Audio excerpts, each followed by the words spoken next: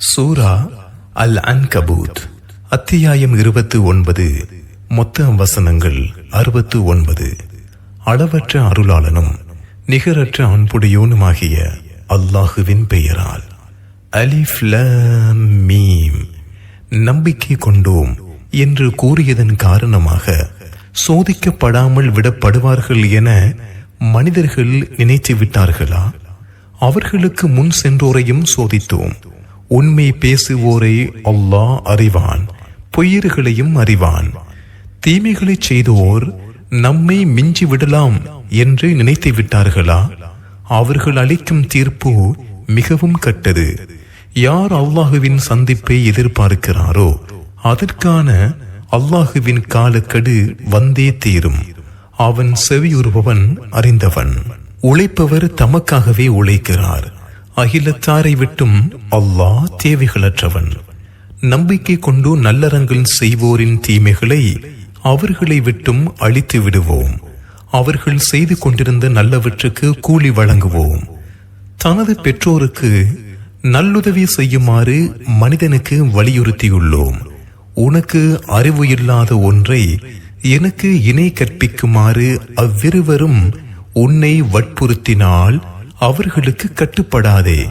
உங்களின் மீளுதல் என்னிடமே உள்ளது. நீங்கள் செய்து கொண்டிருந்தது பற்றி உங்களுக்கு அறிவிப்பேன். நம்பிக்கை கொண்டு நல்லறங்கள் செய்வோரை நல்லோருடன் சேர்ப்போம். அல்லாஹுவை நம்பினோம் என்று கூறுவோரும் மனிதர்களில் உள்ளனர். அல்லாஹுவின் விஷயத்தில் அவர்களுக்கு தொல்லை அளிக்கப்பட்டால் மனிதர்களின் தொந்தரவை அல்லாஹுவின் வேதனையைப் போல் அவர்கள் கருதுகின்றனர். உமது இறைவனிடமிருந்து உதவி வந்தால் நாங்கள் உங்களுடன் இருந்தோம் என கூறுகின்றனர். அகிலத்தாரின் உள்ளங்களில் உள்ளதை அல்லாஹ் அறிந்தவன் இல்லையா? நம்பிக்கை கொண்டோரையும் அல்லாஹ் அறிவான், நயவஞ்சகர்களையும் அறிவான்.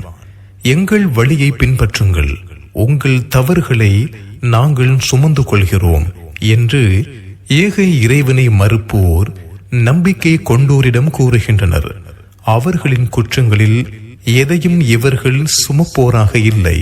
அவர்கள் பொய்யர்கள். அவர்கள் தமது சுமைகளையும் தமது சுமைகளுடன் வேறு சில சுமைகளையும் சுமப்பார்கள்.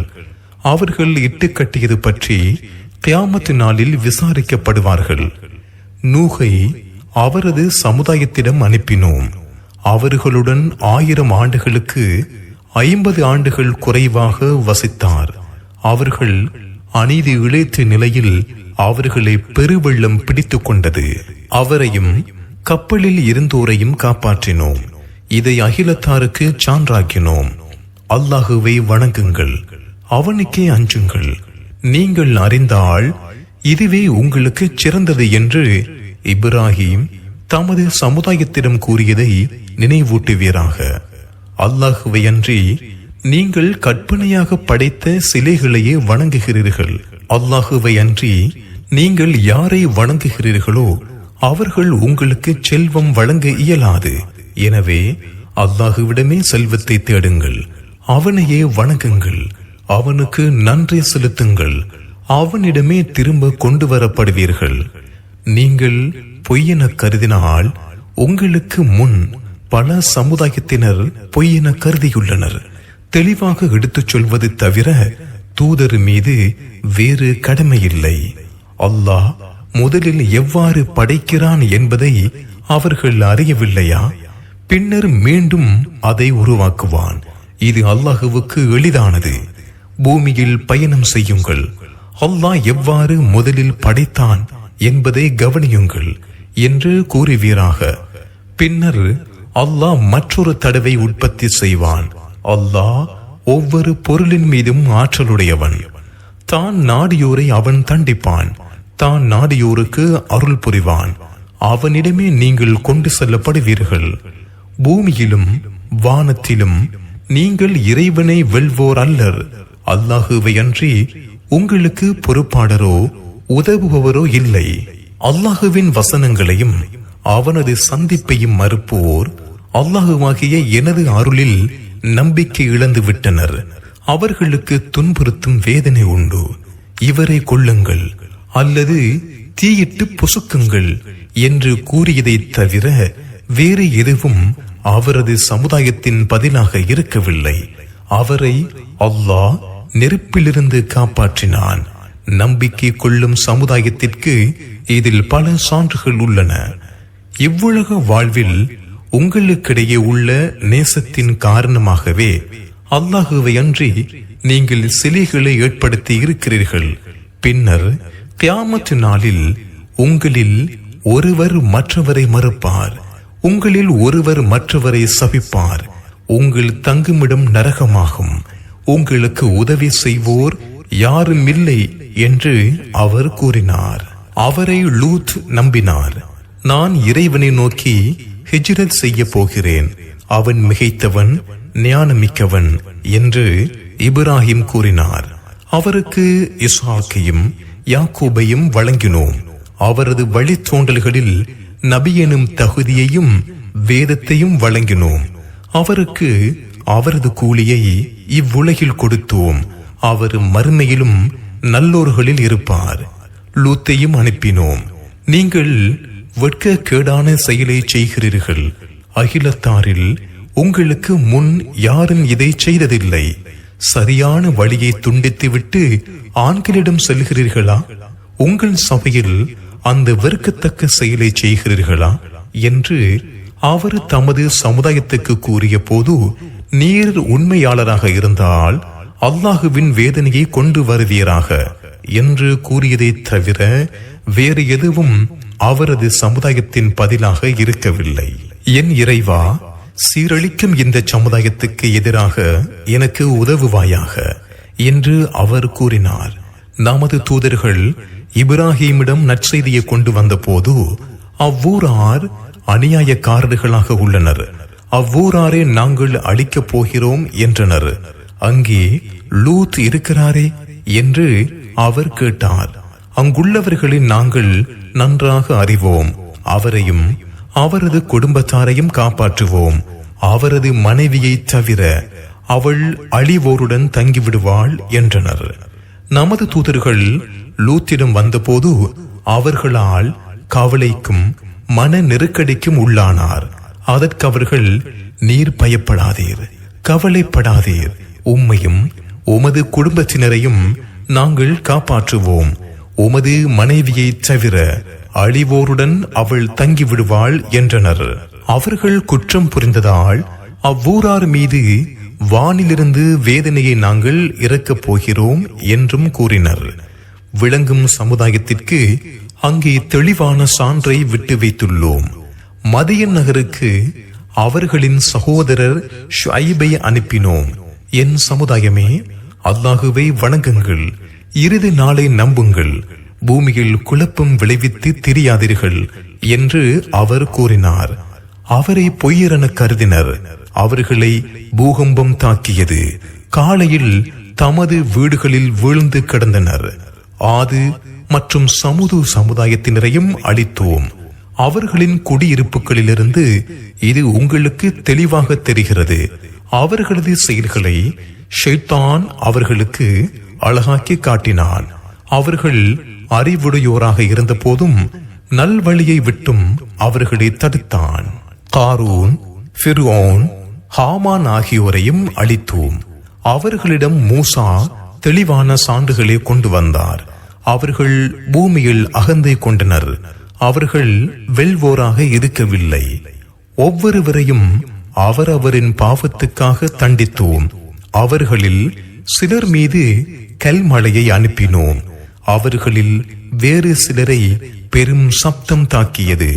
அவர்களில் சிலரை பூமிக்குள் உயிருடன் புதையச் செய்தோம். அவர்களில் சிலரை மூழ்கடித்தோம்.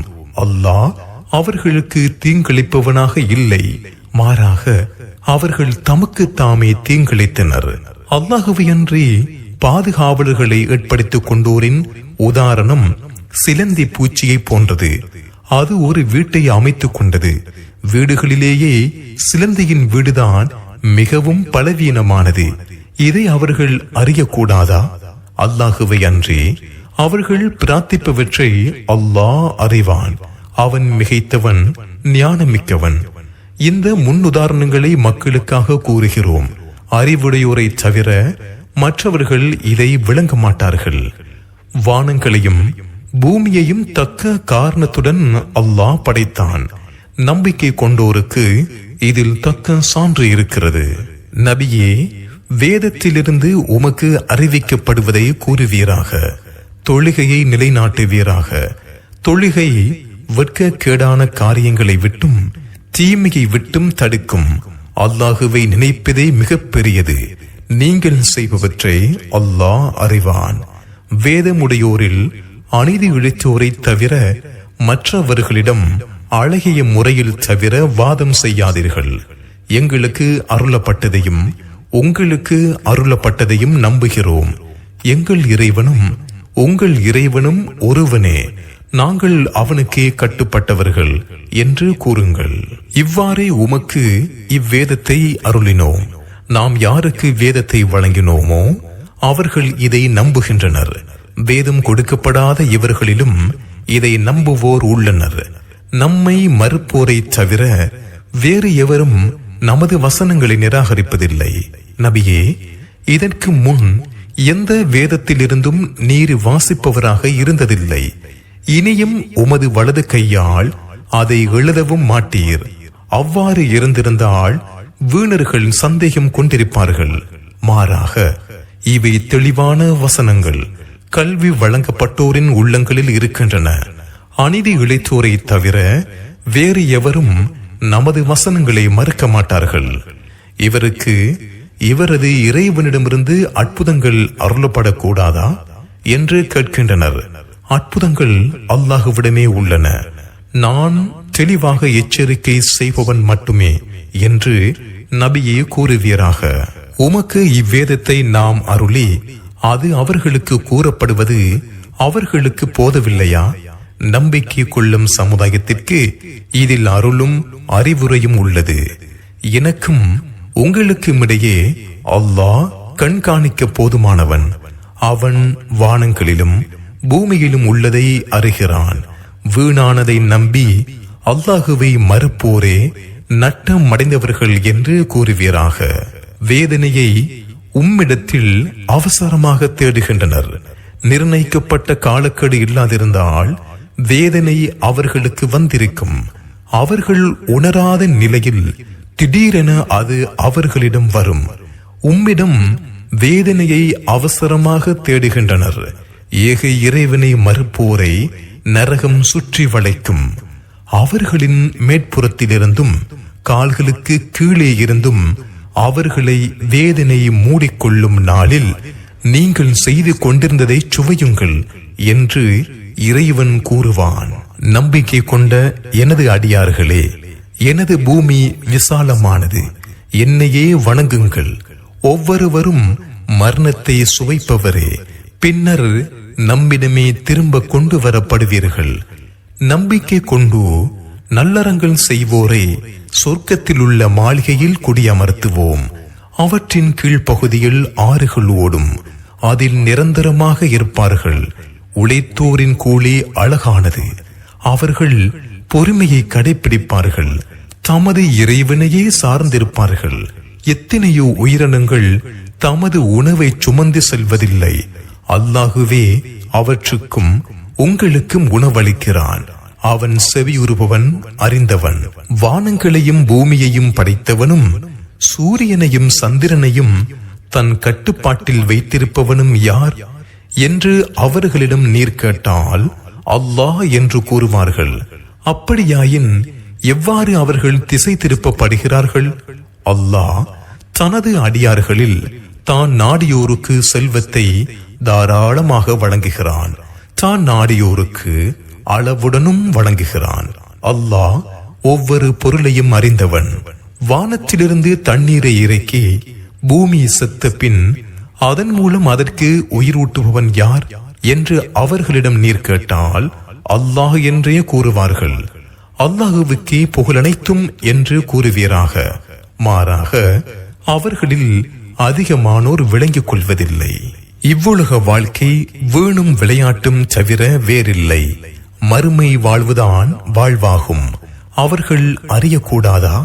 அவர்கள் கப்பலில் ஏறிச் செல்லும் போது பிரார்த்தனையை அவனுக்கே உள தூய்மையுடன் உரித்தாக்கி அல்லாஹுவை பிரார்த்திக்கின்றனர். அவர்களை காப்பாற்றி தரையில் சேர்த்ததும் அவர்கள் இணை கற்பிக்கின்றனர்.